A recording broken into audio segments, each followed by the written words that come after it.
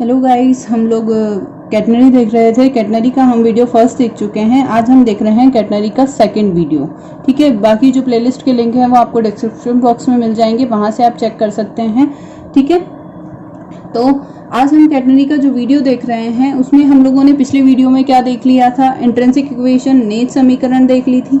ठीक है, आज की वीडियो में हम देखते हैं कि जो हमारे पास कार्टेशियन इक्वेशन होती है किसी भी कैटनरी की, वो कैसे फाइंड की जाती है। ठीक है, आज की वीडियो में हम लोग क्या देखेंगे, कार्टेशियन इक्वेशन।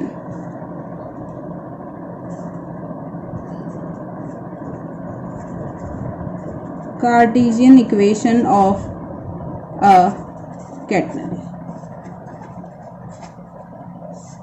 ठीक है, हमें कार्टेशियन इक्वेशन निकालनी है किसी भी कैटनरी की। तो हम स्टार्ट करते हैं। अगर हमारे पास क्या क्या दिया हुआ हो, सबसे पहले हमें क्या पता है कि ये आपसे पूछ भी लेता है कि find the Cartesian equation of a catenary. एक थ्योरम के रूप में आपसे पूछा जा सकता है, किसी भी रिलेशन के थ्रू आपसे पूछा जा सकता है कि इसको प्रूव करो। ठीक है, तो हमारे पास है कि जो हमारे पास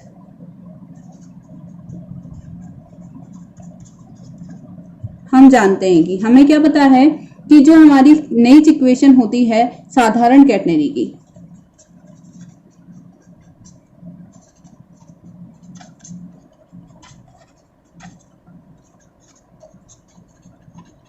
नेज समीकरण क्या होती है आपके पास, S equals to C tan phi। अब हमने देखा था कि जो नेज समीकरण होती है, इंट्रिंसिक इक्वेशन है, वो कैसे बोला जाता है, किसको नेज इक्वेशन बोला जाता है। तो आप यहाँ पे देखो, जब हमारे पास कोई कैटनरी होती है, ए और बी दो पॉइंट हो गए इस तरह से। ठीक है, ये ए पॉइंट हो गया, ये बी पॉइंट हो गया, ये लीस्ट पॉइंट हो गया पॉइंट सी। इस पर हम एक्सिस अगर ड्रॉ करते हैं सी पॉइंट पे, तो ये वाई एक्सिस हो गई, ये और ये एक्स एक्सिस हो गई। सॉरी, ये आपके पास ये एक्स एक्सिस हो गई। ठीक है, और इसको हम वाई एक्सिस मान लेते हैं। ठीक है, ये सी पॉइंट हो गया। अब आप बोलते हो कि यहाँ पे आपने कोई पॉइंट ले लिया पी और इसके बीच में आपने एक पॉइंट ले लिया क्यू। क्यों? क्योंकि सीपी का आपने जो सीपी चाप है, सीपी का जो कर्व है, इसकी लंबाई को आप मान लेते हो स्मॉल एस। इस चाप का भार होता है वो क्या हो जाता है, डब्ल्यू एस। ठीक है, इस पी पॉइंट पर एक फोर्स कार्य करता है जो कि है तनाव। ठीक है, तनाव किसी अलोंग कार्य करता है, इसके ऊपर जो स्पर्श रेखा बनती है पी पॉइंट पर, जो कि एंगल बनाती है एक्स अक्ष के साथ फाई, ये तनाव काम करता है T.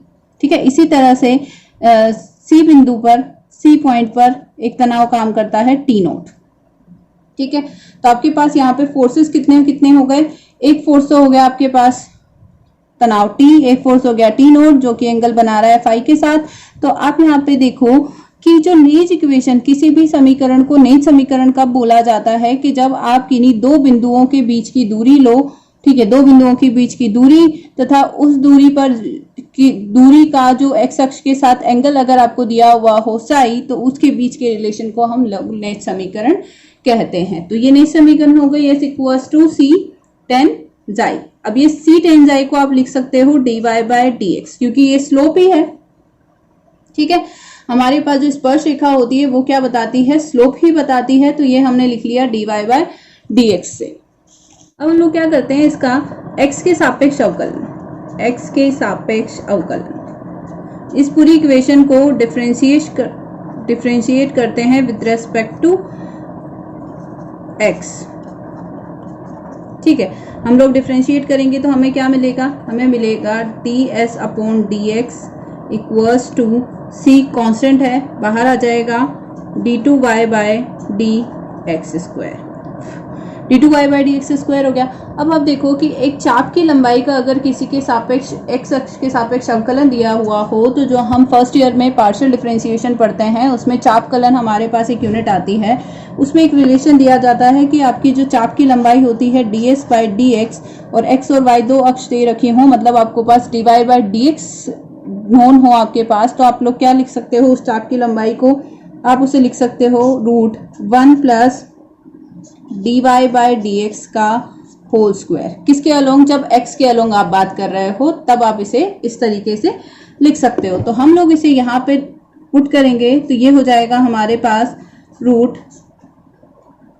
1 plus d y by d x का whole square equals to c d two y by d x square. अब हम लोग क्या करते हैं, यहाँ पे मान लेते हैं कि let t y by d x equals to p. ठीक है, तो d two y by d x square क्या हो जाएगा, d two y by d x square equals to d p by d x. ठीक है, अब आप इसे, ये फर्स्ट हो गई, पुट इन फर्स्ट में पुट करते हैं तो हमारे पास क्या हो जाएगा, root 1 plus p square equals to c d p by d x. ये हो गया आपके पास। अब आप क्या करो, अब हमें यहां से इंटीग्रेशन निकालना है, क्यों, क्योंकि हम p की वैल्यू चाहते हैं। ठीक है, ये हो गया। अब इसको हम लोग करते हैं,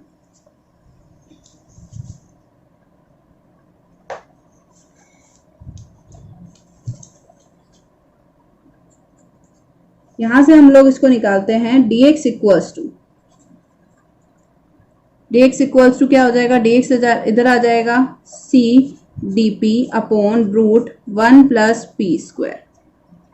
ठीक है, ये आ गया हमारे पास। अब हम इसका क्या करेंगे,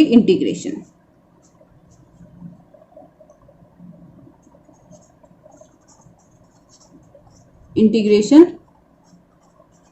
बोथ साइड, किसके रेस्पेक्ट में, with respect to x and p. इसके यहाँ पे एक्स के रेस्पेक्ट में हो जाएगा और यहाँ पे पी के रेस्पेक्ट में हो जाएगा। ठीक है, तो आप देखो हमारे पास आया था यहाँ पे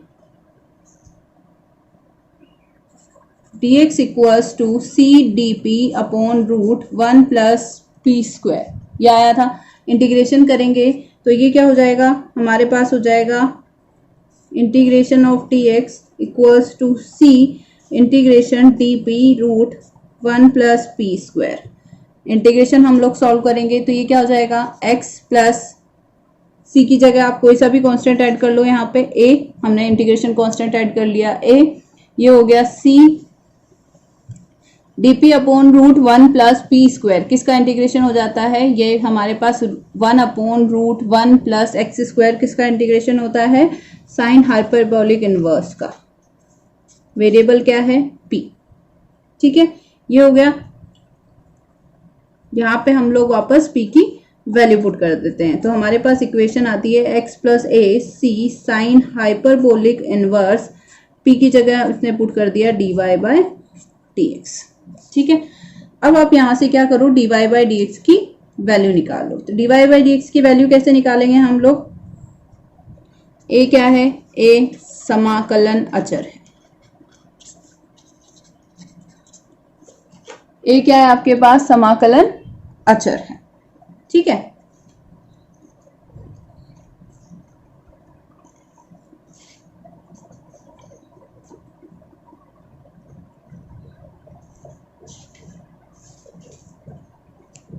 अब हम लोग क्या करते हैं, यहां से फाइंड करना चाहते हैं। ठीक है, यहां से हम लोग क्या करेंगे, a और b की वैल्यूज निकालेंगे क्योंकि दो कांस्टेंट आ गए आपके पास a और c।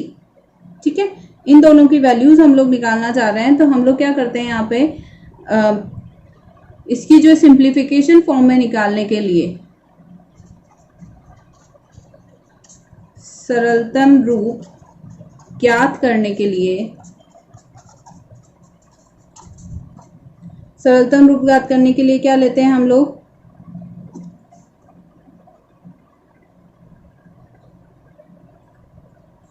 dy by d x equals to 0 when x equals to 0। अब मैं देख रही हूँ 8 पॉइंट C जो आपकी ऊर्ध्वाधर अक्ष है, ऊर्ध्वाधर अक्ष तो जो हमने मानी थी, ऊर्ध्वाधर अक्ष क्या हो गई, y अक्ष हो गई। ठीक है, तो यहां से हम लोग बात करते हैं कि 8 पॉइंट C पे dy by d x equals to क्या होगा, 0 होगा अगर यहाँ पे मैं C पे कोऑर्डिनेट ले रही हूँ और x इक्वल्स टू 0। ठीक है, कब, जब x equals to 0, dy by d x equals to 0 होगा जब x इक्वल्स टू 0। तो आप यहाँ पे देखो कि जब आप यहाँ पे C पे ले रहे हो तो आपने ये ऊर्ध्वाधर अक्ष तो y एक्सिस ले ली, ये x एक्सिस ले ली, तो जो चेंज है, ठीक है, dy बाई y में चेंज x के अलोंग क्या होगा, जीरो होगा जब x इक्वल्स टू जीरो हो। इस पॉइंट पर y में चेंज क्या है, जीरो है x एक्सिस के अलोंग। तो इस वजह से हम लोगों ने क्या लिया है, dy by d x equals to zero when x equals to zero. ठीक है, आप पुट करो किसमें, इस इक्वेशन में। इस इक्वेशन को मैंने नाम दे दिया सेकेंड, तो बाय सेकेंड में पुट करोगे आप x equals to zero, zero plus a equals to c sine hyperbolic inverse zero. ठीक है, तो आप यहां से देखो साइन हाइपरबोलिक इनवर्स जीरो है, दैट मीन्स जीरो। यहां से क्या मिला आपको, a equals to zero, a equals to zero मिला। इसको नाम दे दिया हमने इक्वेशन नंबर 3। अब हम लोग क्या करते हैं, 2 and 3 से, बाय 2 and 3, 2 and 3 से आप मतलब इसकी a की वैल्यू इसमें पुट कर दो, तो ये हो गया x plus zero equals to c sine hyperbolic inverse dy by dx। ठीक है, मतलब इक्वेशन क्या आ गई, x by c equals to sine hyperbolic inverse dy by dx। अब मैं इसको इस तरह से पुट कर सकती हूँ कि ये हो जाएगा dy by dx equals to sine hyperbolic x by c। ठीक है, क्या हो जाएगा ये, dy by dx equals to sine hyperbolic x by c। ठीक है, अब हम लोग क्या कर सकते हैं, यहाँ पे वापस इंटीग्रेशन, पुनः समाकलन करने पर वापस हम लोग क्या करेंगे, वापस से इसका इंटीग्रेशन करेंगे। ठीक है, ये हो गया हमारे पास, हम लोगों ने dy बाई dx की फॉर्म में से लिख लिया। वापस से हम लोग क्या करना चाह रहे हैं, यहाँ पे इंटीग्रेशन करना चाह रहे हैं। तो इंटीग्रेशन करेंगे तो आप देखो क्या क्या हो जाएगा, क्यों, क्योंकि आप इसको इस तरह से लिखोगे, फिर dy equals to sine hyperbolic x by c dx। ठीक है, इंटीग्रेशन करोगे, इंटीग्रेशन का साइन आ गया दोनों साइड। ठीक है, इंटीग्रेशन करने पे हम लोगों को क्या मिलेगा, वो मिलेगा हमारे पास y इक्वल्स टू c किस तरह से आया, अब मैं बता देती हूँ, साइन हाइपरबोलिक का कोस हाइपरबोलिक x अपॉन c। ठीक है, अब देखो कि साइन हाइपरबोलिक का इंटीग्रेशन क्या होता है, sine hyperbolic theta equals to होता है कोस हाइपरबोलिक थीटा, मतलब d थीटा होता है प्लस c। ये हो जाता है आपके पास इंटीग्रेशन कांस्टेंट c। ठीक है, लेकिन आपके पास यहाँ पे थीटा की जगह क्या है, x अपॉन c है, तो x अपॉन c का जो आप डिफ्रेंसिएशन करोगे वो क्या आ जाएगा, इसके बटे में आ जाएगा, मतलब 1 अपॉन c, 1 अपॉन c की वजह से ये c ऊपर चला गया। ठीक है, प्लस b, इंटीग्रेशन कांस्टेंट आ गया आपके पास b। ये हो गई इक्वेशन आपकी। नेक्स्ट कौन सी इक्वेशन हो गई थी हमारे पास, थर्ड हो गई थी, ये हो गई इक्वेशन नंबर 4। ठीक है, अब यहाँ पे b क्या है आपके पास, इंटीग्रेशन कांस्टेंट है आपके पास ये। ठीक है, b भी क्या है, इंटीग्रेशन कांस्टेंट है। अब ये बोलता है कि नेक्स्ट कंडीशन ये निकालना चाह रहे हैं, क्योंकि वापस से इंटीग्रेशन कांस्टेंट b आ गया, अब आपको इसकी वैल्यू फाइंड करनी पड़ेगी। तो ये बोलता है कि यदि c बिंदु से स्मॉल c गहराई पर मूल बिंदु ओ लें। ठीक है, क्या बोल रहा है कि सी बिंदु से स्मॉल सी गहराई पर अगर आप मूल बिंदु लें तो क्या होगा, y अक्ष पर अंतःखंड कितना हो जाएगा, तो y अक्ष पर अंतःखंड हो जाएगा small equals to small C. ठीक है, मतलब क्या हुआ, इसकी इक्वेशन में बनाऊं तो y इक्वल्स टू सी जब x इक्वल्स टू 0। सपोज कुछ इस तरह से बन गया अब ये कि ये आपके पास c पॉइंट था।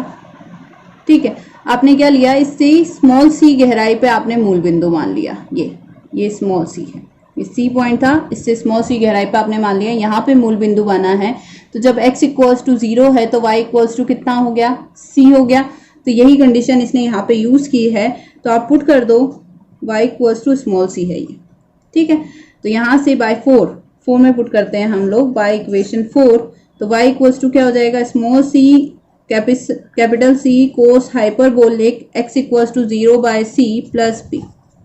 कोस हाइपरबोलिक 0 कितना होता है, 1।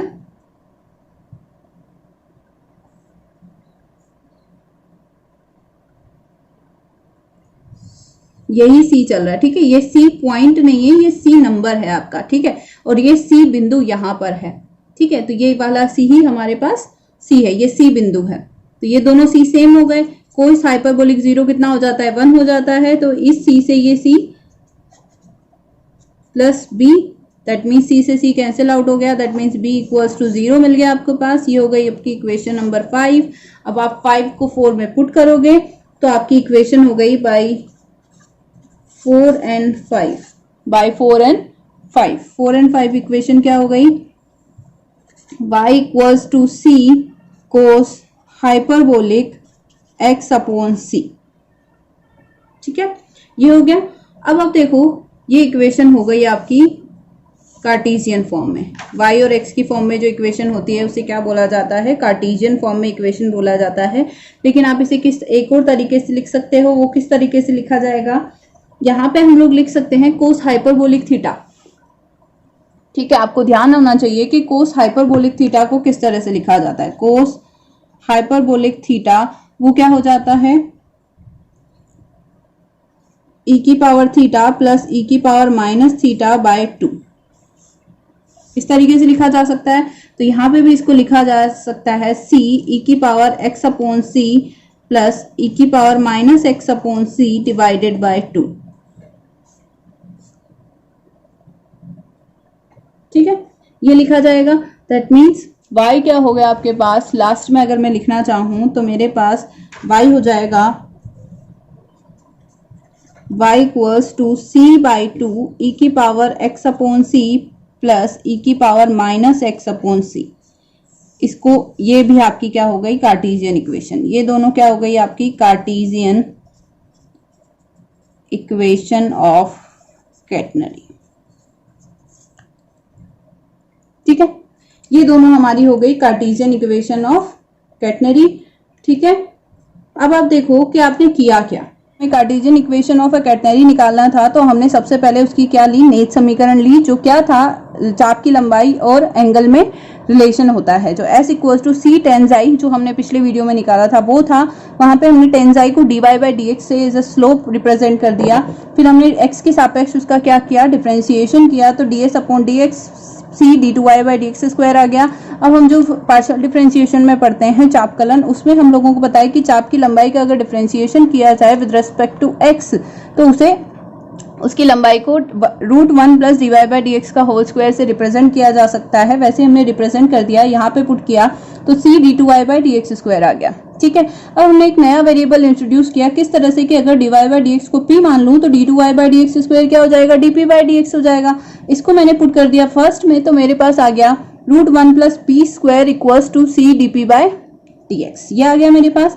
यहाँ से मैंने x और p में इंटीग्रेशन करना चाहा तो x वाले वेरिएबल अलग कर लिए और p वाले वेरिएबल, p वाला पार्ट पूरा अलग कर लिया। तो dx equals to c d p √1 plus p square, ये आ गया मेरे पास। अब मैंने क्या किया, इंटीग्रेशन बोथ साइड, दोनों साइड इंटीग्रेशन करना चाहा तो मेरे पास था, देखो यहाँ पे dx equals to c d p √1 plus p square. Integration किया दोनों साइड तो मेरे पास आ गया x प्लस ए सी, जो रूट ये होता है integration 1 upon √1 plus x square D x. इसका इंटीग्रेशन क्या हो जाता है, साइन हाइपरबोलिक इनवर्स x, ठीक है, ये हो जाता है। तो वही फॉर्मूला मैंने यहाँ पे यूज किया कि यहाँ पे वेरिएबल क्या है, x की जगह p है मेरे पास, तो ये हो जाएगा c sine hyperbolic inverse p, ठीक है। ये c कौन सा चल रहा है, जो आपने फर्स्ट जब नेज समीकरण मानी थी उसमें आपने लंबाई मानी थी, ठीक है। c लंबाई का चाप ले लें तो वो वाला आ जाएगा यहाँ पे, ठीक है। x plus a sin sine hyperbolic inverse p की वापस वैल्यू पुट कर दी, क्योंकि आपने अपनी तरफ से इंट्रोड्यूस की थी तो वापस आपको पुट करनी पड़ेगी dy बाय dx, जहां पे a क्या है, इंटीग्रेशन कांस्टेंट है, ठीक है। अब अपने जो सिंप्लीफाई फॉर्म निकालने के लिए आप क्या करते हो, पॉइंट सी को ओरिजिन मान लेते हो, पॉइंट सी को ओरिजिन मान लेते हो, ऊर्ध्वाधर अक्ष वाई अक्ष हो जाती है। तो पॉइंट सी को अगर ओरिजिन मानती हूँ तो जब x इक्वल टू 0 होगा तो d2y/dx कितना हो जाएगा, 0 हो जाएगा। ये मैंने पुट किया इक्वेशन नंबर 2 में, तो 0 plus a equals to c sine hyperbolic inverse 0 आ गया, a इक्वल्स टू 0। अब आप देखो पॉइंट सी को ओरिजिन किस तरह से माना, यहाँ पे मैंने ये कर्व ड्रॉ किया था, सी क्या था, लीस्ट पॉइंट था। अगर इसको ओरिजिन मान लेती हूँ तो ये तो हो गई वाई अक्ष, ये हो गई एक्स अक्ष। यहाँ पे आप देखो कि x इक्वल्स टू 0 है तो y में चेंज कितना होगा, वो भी 0 क्योंकि y इक्वल्स टू भी 0 है। ठीक है, इस तरह से हो जाएगा ये, क्यों, क्योंकि आप इंटीग्रेशन कांस्टेंट की वैल्यू निकालना चाह रहे हो। तो यहाँ मैंने पुट किया साइन हाइपरबोलिक इनवर्स 0 क्या होता है, 0 हो जाता है। तो यहाँ से a इक्वल्स टू कितना हो गया आपके पास 0 हो गया। ठीक है, by second in third a की वैल्यू पुट कर दो, x equals to c sine hyperbolic inverse dy/dx आ जाएगा। अब यहाँ से आप क्या करो, dy/dx निकाल लो, क्योंकि आपको कार्टेशियन इक्वेशन चाहिए जो कि x और y में एक रिलेशन शो करती है। तो आपको x और y चाहिए, तो आपने इसको dy/dx इक्वल्स टू लिख लिया। तो साइन हाइपरबोलिक इनवर्स किस में चेंज हो गया, इधर जाके साइन हाइपरबोलिक में। ठीक है, sine hyperbolic x upon c। वापस से आप लोग क्या कर सकते हैं, इंटीग्रेशन कर सकते हैं, y को इधर ही छोड़ दो, x को आप पूरा इधर ले जाओ। ठीक है, y इधर छोड़ दिया, इधर छोड़ दिया, integration sine hyperbolic x upon c dx। ठीक है, dy का इंटीग्रेशन y हो गया इक्वल्स टू सी कांस्टेंट। किस तरह से आया, क्योंकि साइन हाइपरबोलिक थीटा का जो इंटीग्रेशन होता है वो होता है cos hyperbolic theta plus integration constant c। अब यहाँ पे थीटा की जगह x अपॉन c था तो उसका डिफरेंशिएशन होकर अपॉन में आ जाएगा, तो 1 अपॉन c अपॉन में आएगा, तो वो c ऊपर चला जाएगा जो यहाँ इंट्रोड्यूस हो गया, प्लस b जो कि क्या है, इंटीग्रेशन कांस्टेंट है। अब इस b की वैल्यू हम लोगों को निकालनी पड़ेगी, क्योंकि हम पहले से लेके नहीं चले, अपनी तरफ से हम इंट्रोड्यूस कर रहे हैं, दैट मींस इंटीग्रेशन कांस्टेंट आ रहा है। तो b की वैल्यू निकालने के लिए क्या करते हैं, वापस से अगर मैं ओरिजिन को शिफ्ट करती हूँ, ओरिजिन को मैंने कहाँ शिफ्ट किया कि जो सी लीस्ट पॉइंट था उससे थोड़ी सी नीचे स्मॉल सी गहराई पर अगर मैं ओरिजिन ले लूं तो y अक्ष पर अंतःखंड कितना हो जाएगा, c हो जाएगा। किस तरह से, ये मेरा लीस्ट पॉइंट था, इससे मैंने c डिस्टेंस पर ओरिजिन ले लिया यहाँ पे, तो ये x अक्ष हो गई, ये y अक्ष हो गई। तो आप देखो x इक्वल्स टू 0 पे y कितना है, स्मॉल c। ठीक है, तो x इक्वल्स टू 0 पे y कितना है, स्मॉल c। ये मैंने वैल्यू पुट की किसमें, इक्वेशन नंबर 4 में। तो ये c से c तो क्या हो जाएगा, कैंसिल हो जाएगा, क्यों, क्योंकि कोस हाइपरबोलिक 0 कितना होता है, 1 होता है। तो यहाँ से c इक्वल्स टू c और c 0 हो जाएगा, मतलब b इक्वल्स टू 0 आ गया। इक्वेशन को पुट किया इसमें रिलेशन को, तो y equals to c cos hyperbolic x upon c आ गया, क्योंकि हाइपरबोलिक थीटा को लिख सकते हैं e की पावर थीटा प्लस e की पावर माइनस थीटा बाई 2। तो वही रिलेशन मैंने यहाँ पुट किया। तो ये दोनों मेरी क्या शो करती हैं, Cartesian equation of a catenary show करती हैं। ठीक है, तो अगर आपको ये वीडियो सही लगा हो, समझ में आया हो, तो प्लीज लाइक कीजिएगा और शेयर कीजिएगा। Thank you so much.